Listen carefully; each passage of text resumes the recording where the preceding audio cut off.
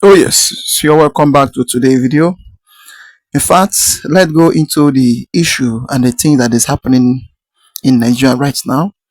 We will keep giving you the updates and they will keep letting you to understand the thing that the citizens of Nigeria they are passing through in the hand of these terror governments, the hand of these, I will call it a wicked government because what they are doing and what is happening in Nigeria, it is the right time, it's high time for people to start speaking and for people to start doing the needful. If the governments know that they can't protect their citizens anymore, it is high time for people to start protecting themselves and to start doing what is right. In fact, in what just happened in Oyo State just few days ago, it is a way of a shocking. And I would like you to watch the video to the end. Don't skip any part of it and make sure you watch it so that you will see and you will understand what is really going on in Nigeria because things is happening. So according to the headline, it says finally exposed why Tinubu ignores the execution of teachers and abduction of school children happening all over Nigeria, mostly what just happened in Oyo State recently. So this issue of abduction of school children, both their teacher, both execution, and a lot of things. It almost happens every day these days. No day you wake up, you will not hear some school have been taken away by the terrorists, by the bandits, by the kidnapper. And the worst part of it is that once they catch those kidnapper, few of them that they catch, those few of them, then after some week, they will release them back to the society and call them repentant Boko Haram or repentant bandits. And the government will not do what is right. They will not at least treat them like people that have been treating others. And then that is why you see this insecurity keep increasing every day. Because the people that is doing it, they believe that once they catch them, at the end they will still release them back to the society and bring them back to the soldier. In fact, as you're about to watch, like, subscribe, and share for everyone to see things going on in Nigeria. Teacher executed, children adopted. Tinubu keeps it moving. Welcome back, soldiers of truth. Let's get straight to the raw data. Who in Nigeria, which specific individuals should be held responsible, fully responsible and accountable for what just happened in Oyo? The reported barbaric massacre and abductions that happened days ago in Oyo State. Who allows this? This is 2026. Who bears primary political responsibility for what happened? A little bit of few days have passed. Who continuously gaslights Nigerians on this bloodshed? Because this bloodshed is a symptom of the problems in Nigeria. My answer, in my opinion, it comes down to just two people. Seyi Makinde, the governor of Oyo State, and Bola Tinubu, the president of Nigeria. Both of them, the duo. From where I sit, they must answer politically for this security collapse. This unending security collapses in Nigeria, in my opinion. This enabled the conditions that allowed this attack, their ineptness. From the pattern of violence across Nigeria, many suspect armed, radicalized Fulani extremist militant factions. They suspect them. Where the international media fixates itself almost exclusively on ISWAP, I and many American groups, many Christian American groups on ground firmly believe armed Fulani militant factions and extremist networks are carrying out a lot of slaughter against Christian farming communities across central Nigeria. And now, in my opinion, that violence has breached Oyo State. It has bled into Oyo State. This is not simple clash. It is an organized campaign, in my opinion, of land grabbing, displacement, and terror. And it is my strong opinion that Makinde and Tinubu are allowing this to happen for political reasons. 2027 elections, they are afraid of those votes from the north. They are afraid of the 12 caliphate states that have threatened not to vote for Tinubu. Issue number one, the horror of Orire and the brazen silence. Armed terrorists invaded 3 schools in Orire, near Ogbomosho, where my former Vice Chancellor Emmanuel Yandele comes from, abducted teachers and pupils, and brutally executed Christian mathematics teacher Michael Oyedeku, reportedly. And yet, schools reopened the very next morning as if nothing happened. The Nigerian government said they will confirm the video of this thing. We're still waiting. Where is the Nigerian Union of Teachers? Where is the national shutdown? Where is Bola Tinubu? In Nigeria today, horror is normalized.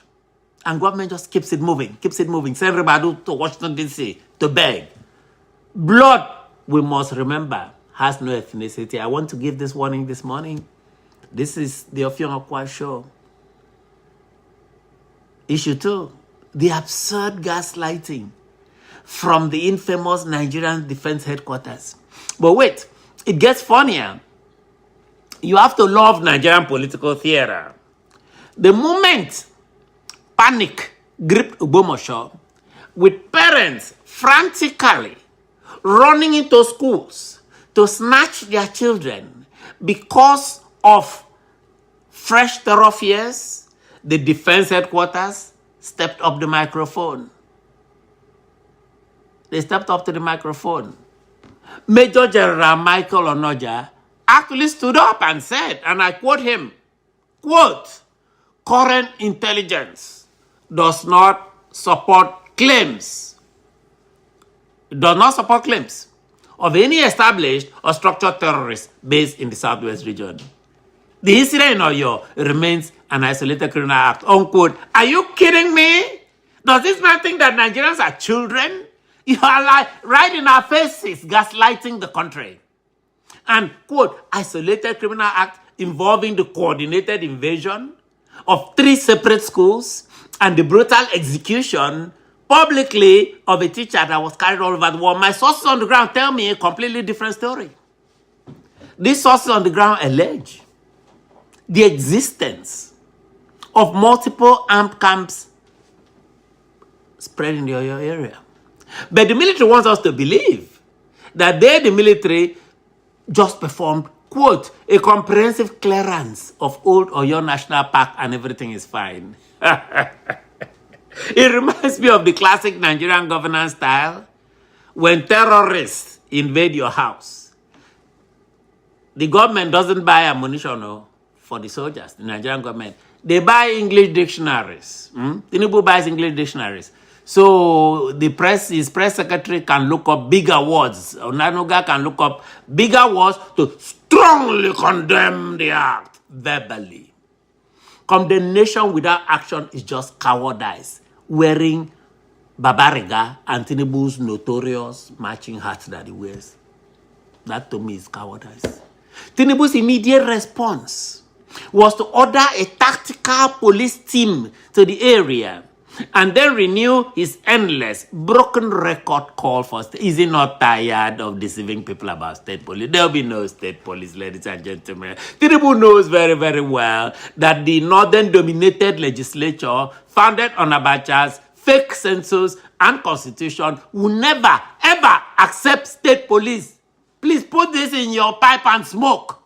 Why gaslight Nigerians on this pipe dream? Go state police, state police, state police. He just wants to be elected in 2027. A man is executed by terrorists today, and your solution, Bola Tinubu, is to promise a committee that would create a bill, debate a bill, to create policy. Go to Akpabio in the Senate. You don't try. It's like a doctor looking at the patient bleeding out from a severed artery and saying to the patient, "Your artery is cut, but don't worry. I am renewing my calls for the hospital to purchase better bandages by 2028. The man is sick today. This is medicine after death. You cannot make this stuff up, ladies and gentlemen."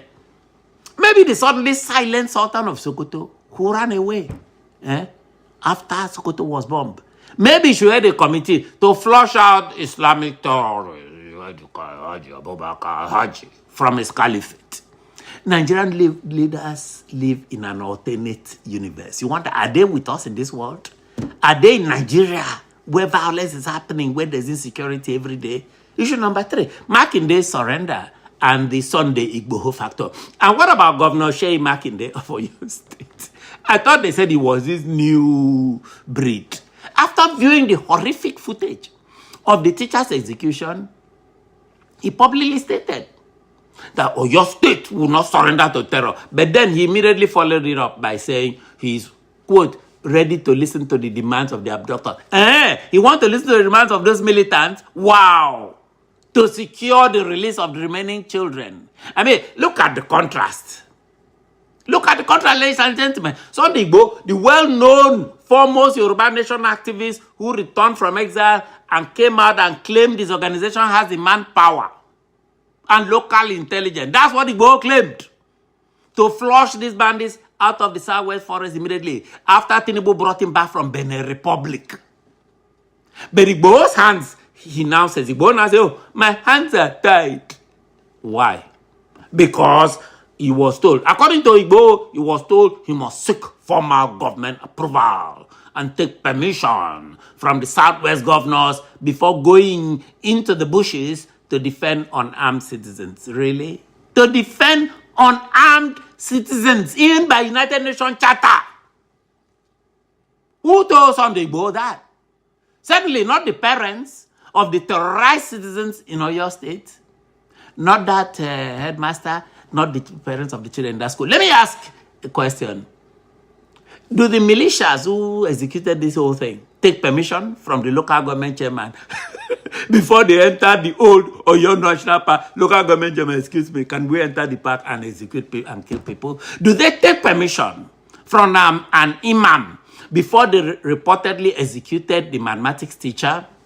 This is your ultimate or your dilemma. It's a national dilemma in Nigeria. The farmers and other people who want to defend the land are handcuffed by bureaucracy, by politics, while the murderous terrorists disguised in human form are given free rein in Nigerian national parks, in the nation in general. In my personal opinion, the Tinubu-led Nigerian state has become technically repressive. It's very perfect to go after his enemies. He knows what to do. But it is repressive against its own people. Effectively selling out the security right now of the Southwest for political convenience. This, brothers and sisters, is your Fion Okwa show. Let us know your thoughts. This is unbelievable. Let us know your thoughts in the comment section, brothers and sisters. What do you think? How long will these southern governors in Nigeria like Sheyi Makinde, who makes a big noise about being a young generation, continue to listen to demands of terrorists? Listen to their demands. While Nigerian teachers are being slaughtered, the Nigerian corporate media and the state actors in Abuja, they want you blind, deaf, and compliant. The only reason we can bring you this fearless truth is because of your independent support for your Fion Okwa show. Because you subscribe. Keep subscribing. We are going up. Keep subscribing to the Fion Okwa show on YouTube. We do not just report events. We track where they lead. I am Ofiong Akwa. I am the voice of the voiceless. I continue to be your independent voice. There is no one like this show telling fearless truths. Take care of yourselves. Take care of each other. Make we go. Oh yes, that is a very pure truth there.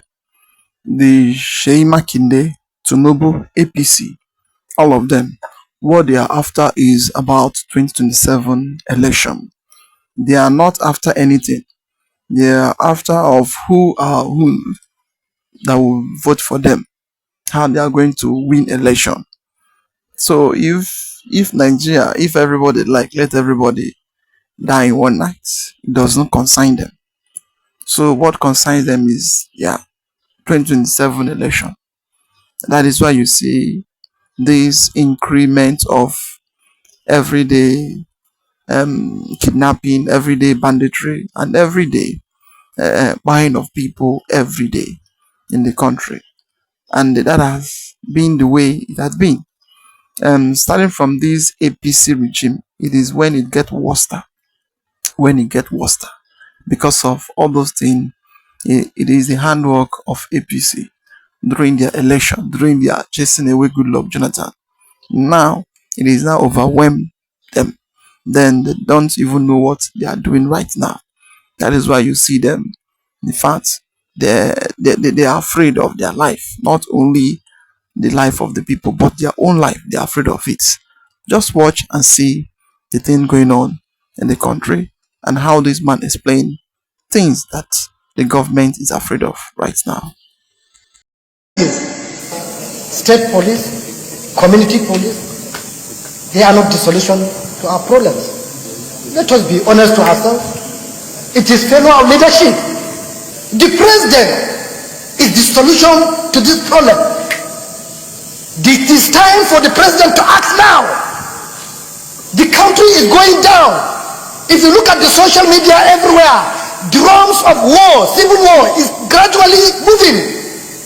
You will see Muslim clerics, Christian clerics preaching hatred. You will see people talking about tribes anyhow. Garbage in, garbage out. If you put an incompetent person to head a place, it will not bring good result. So why are we giving people if we know there is no good result there? So Mr. President, is it the dividend of democracy that we are talking about? Killings every day?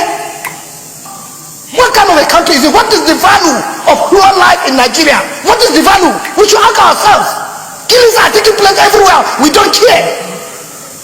It is the primary responsibility of government protection of life and property. APC convention, the police mobilizing 5,000 people in the place that is no more than 5 hectares. They are deploying helicopter throughout the killings in Plateau. Did they deploy any helicopter? Did they deploy 5,000 policemen? How many policemen? How many hours did it take? When we come here, we talk. They say we are against government. What is against the government? If government is not doing the right thing, we will continue to talk. It is time for the president to act. He should sack the people that are not competent. He has said it so many times. There are some people that are not competent. Today, a lot of injustice taking place in Nigeria and we are keeping quiet. We must address this insecurity. If we don't address it, we'll wake up one day and we'll see civil war, or we'll see everywhere is blocked and people are being killed. We can continue to come here and be reading motions, passing resolution, 1 minute prayer, take emergency. These are the things that we've been doing for more than 2 years. What is the solution? The solution is on the table of the president, and it is time for him to act. Anybody can be a victim of what is happening. That is my route. I always go to Bauchi through that road, and I don't even carry more security men, so anybody can fall victim of what is happening. Mr. President, the amount of energy, the amount of resources our security agencies are deploying on politicians is enough to solve some of this problem. The kind of resources, the kind of people they are putting on politicians is enough to solve this problem. If it was political rally or what they say, you will have seen so many people there. We have seen helicopter, or you have seen policemen there. Some people that are not competent surrounded the president, and they are giving him wrong advice. Wrong. Some people that don't even mix with people. Some people that are cooled down somewhere in a small place. They don't listen to people. We are representing people. We always listen to the people. They call us. They tell us what is happening. Some people, you don't even have access to them, and they are the one advising government on what to do. We will continue to have this problem. And if this thing is a democracy we're creating, I have no listen. I can one day stand here and resign, or I can put up anything. That is not, what is the dividend? Every day this thing. Mr. President, as a solution to this, we must place value for human life. Even if it is 30 million, even if it is Muhammad, so that once they kill somebody, the government has to pay that money. Maybe if they look at the amount of money they are going to be paying every day, I think it will make the government to sit up. In Zamfara, just yesterday, about 14 people, this thing. If you charge the government to be paying 50 million for each soul, I think the government will wake up. We can't continue. Our people are being killed every day. They are being buried like garbage. You look at the people in the hospital, they are there, left on their own. So what is the value? We must ask ourselves, what is the value of human life in Nigeria? And every day, we keep seeing headsmen, Fulani, everything they call it. Arrest the people. Here, the work of the security is not even mobilizing. It's to prevent these things. It's not about telling us that after the crisis you have mobilized something. It's not the work. So we are here every day. We bring motion, we bring things. It is time. Everything is on top of the president table. A lot of things are going on, and he has to take action. If he doesn't take action, these things will continue to take place. This thing is something that we can solve. We have people that can solve this problem. But because of hypocrisy, because they don't have godfathers, they are being relegated to nothing. Today you come to the police are demoralized, not disciplined in the police, because you create a special promotion that you keep promoting people that are giving money, people that are close to politicians, people that are close to you. Whereby some people are there in Maiduguri fighting Boko Haram, fighting so many things. Even their allowances are not paid. Somebody is sitting in the office every month. You are giving his government promotion, giving money. Without the police, we cannot achieve anything. No country will progress under democracy without the police. And there is no discipline there. The morale of the officers totally down. There was an officer that called me. He said because of that special promotion, he felt like joining Boko Haram. He said that is what he felt. And another policeman that met there's another policeman that met Senator Allah. What you told Allah, you can confide on that Allah because of this injustice that is taking place. A lot of injustice is taking place in the country, and we are not addressing it, and we are thinking that we will have positive results. It's not possible. We are not the only country that have God. Every other country they are praying to God. Other country, every other they have God. We should do the right thing. We can't be blaming God. Things will happen. We say God. Prayer will not solve the problem, but we have to do the right thing. If we don't do the right thing, we'll continue. Unless we don't care with our people. You can hear the narratives of the DSP when he was talking about American citizens. If one American dies, either in one front or anywhere, they will spend anything to go and get that dead body. They can spend anything. They can protect it anywhere. He doesn't have to be in that country, any country. They will move there to protect their person. Do we do it? Instead, even the people that are doing the right thing, we want to eliminate them. We want to seal their mouths. Which country is this? We have to do the right thing. If not, I see no reason why we'll continue to be talking about democracy when there is no democracy. The democracy is about respect to the rule of law, to the constitution. Do we do it? Do we respect the constitution? Do we respect the rule of law? Do we do it? So which one are we practicing? Why are we sitting here? Is it that all of us, we don't have work to do it apart from this? We should try and form any kind of government that want to, but the democracy is not working. It's not working. If this is democracy, then it's a shame. This is not democracy. Democracy is something that at least the people will be protected. People are not protected now. Mr. President, I just have to sit down. It's not about passing resolution. It's about acting on those resolutions. The people surrounding the president should not look at the National Assembly. Even if they don't want us, let them look at what we are saying. Let them implement the good thing. You can decide to say you don't like me. No problem, don't like me. But the thing, if what I'm saying makes sense, do it. Do it. And this is the result of what is happening. This is the result. Because of few individuals, we have compromised democracy, we have compromised our security, we have compromised everything. When people make statements to say, do this, they will say it's enemy. Anybody now giving his own advice to the government. Before you know, they say you are an enemy to the government. Is government not, is democracy not a government that people will advise? Because it's a representative government. It's government represented by everybody. We have every right when we're sitting. And when you are there, it's just like football. If you are inside, you will not see the mistake, but somebody that is outside will see the mistake, and that is the time maybe he will provide solution for you. So they are there. They will not see the mistake. Is it everybody that will get to the villa, or is it everybody that will get to the executive to tell them? This thing that we are doing in the National Assembly that cannot solve the problem. 18 months ago, I said the killing will continue, and if they don't act, the killing will continue. It's bad. It's very bad. We are not safe. If you think that maybe you are moving with a sarin, you are moving with a policeman, if they block it, you will be surprised. The security men that they are protecting you, they will be the first people to run and leave you. They will be the first to leave you. So we are not safe. We should try and communicate and do the right thing. Thank you very much. Bandits are at the edges, yes, of Yoruba land. Yes.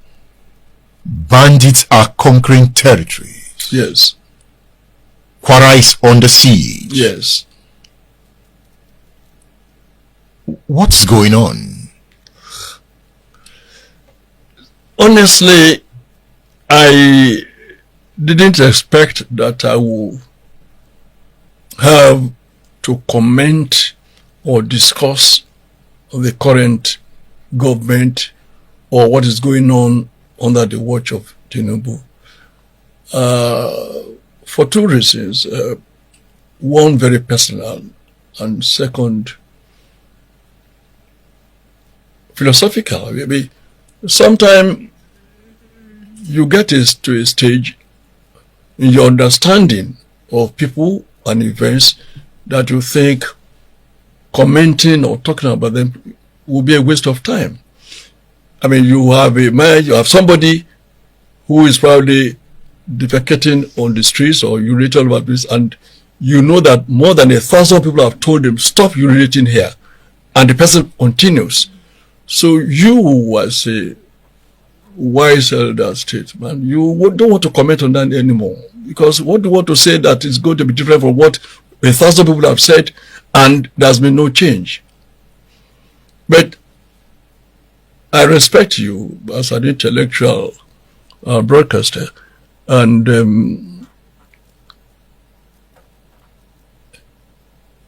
all the leaders of the APC,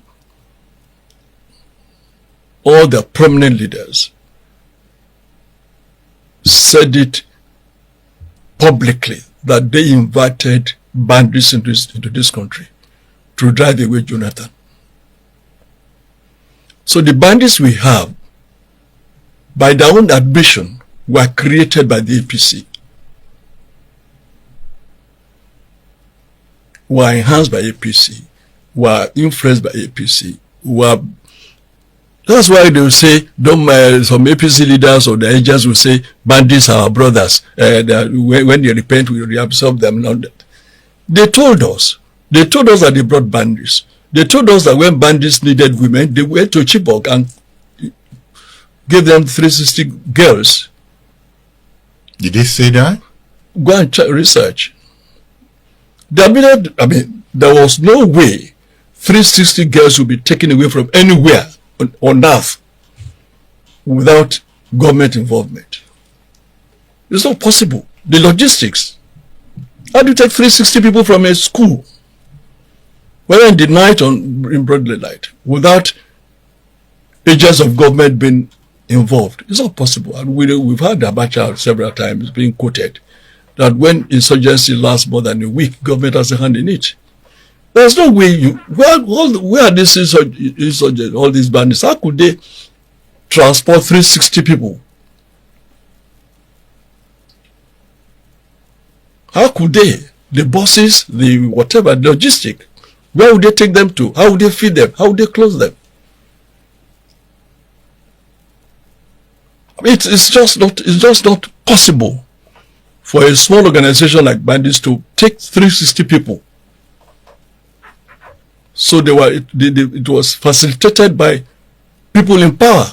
There's no doubt about that. So now the APC is still the government in power. It's difficult. It's difficult for them to chase away their children. Is it intentional, or it has gone out of their hands? Out of control. If they brought it. Yes, it was. I mean, Rufai told us when he was still a leader of the APC that when that they also paid them, say, please go back to where we brought you from. That even when they paid them, they still refused to go because they enjoyed the patronage they've had, and they continue to stay. And of course, anytime they kidnap or anytime government gives them money, they're empowered to bring in more people. And then Buhari went to Cairo and said all Fulani anywhere in Africa should come to Nigeria. And like I said in one of my commentaries, when he was inviting Fulani from all over the world or from all over Africa to come to Nigeria, he was inviting poor, wretched, criminal Fulanis. Oh yes, that is it. That is how everything is happening. In fact, in the video, they have already explained everything the way it is. Concerning this issue of terrorism, they are now overwhelmed. The government is now overwhelmed by those people because the people that they brought, they use it to chase away Goodluck Jonathan. Now they don't know what they are doing now, and for them to chase them back now, it is now a very difficult thing for them. And then going along with the state police is not the solution. They know what is the solution, and they are in government. Those people that brought those people in, for them to use it to cause chaos, to cause havoc, and to cause a lot of things. Now they are now in the power, but they cannot do what they think they will do once they get into the power, because the people that they brought, they cannot leave Nigeria anymore. Buhari going to Arab nation, calling the whole Fulanis around the world that should come into Nigeria. This is the results, and this has been the result. But once you tell them, look at the people that are discussing this thing, they will tell you no, it is just ordinary. Before, they used to call it ordinary farmers headers clash. That's when all those things that they knew, they will come up, they will lie, and they will tell you it's just ordinary farmers headers clash. But now it is no more headers clash.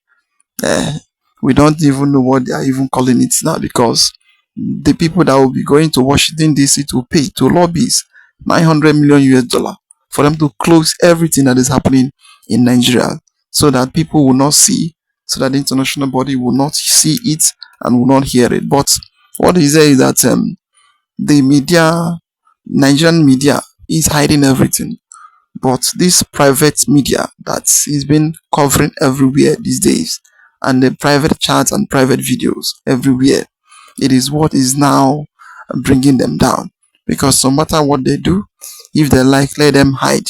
At the end, people will still cover their atrocity and still send it to internet and send it to the world and send it to the people that matters.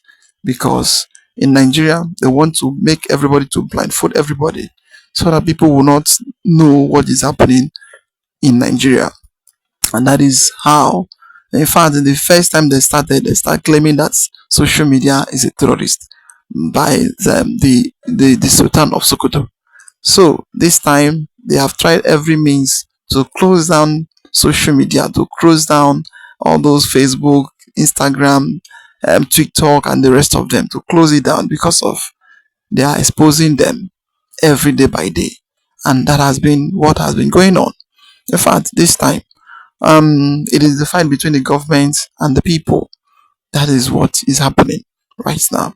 Well, I would like to comment down below what do you think about the thing going on in Nigeria.